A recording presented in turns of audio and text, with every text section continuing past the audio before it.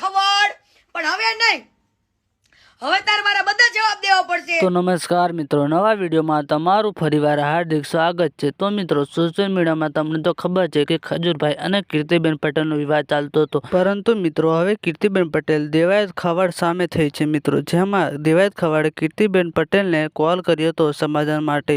એટલે મિત્રો હવેથી કીર્તિબેન પટેલ આવું બોલી છે લાઈવ આવીને, જે તમને આગળ વિડીયો પૂરો બતાવીશ, એટલે તમે વિડીયો પૂરો જોજો।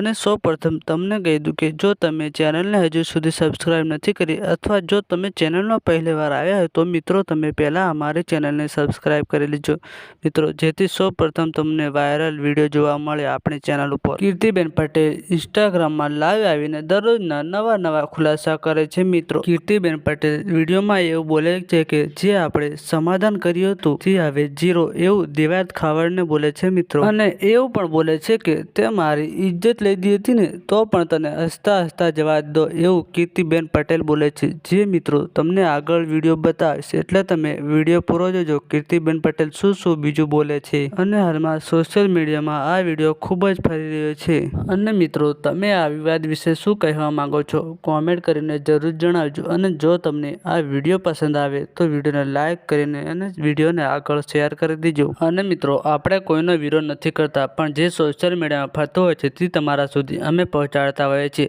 અને આ માહિતી તમને સોશિયલ મીડિયા દ્વારા આપી છે। અને મિત્રો કીર્તિબેન પટેલ દરરોજના નવા ખુલાસા કરે છે, અને આ વિવાદ પણ દિવસને દિવસે વધતો જાય છે। તો મિત્રો તમે આ વિવાદ વિશે શું કહેવા માંગો છો કોમેન્ટ કરીને જરૂર જણાવજો।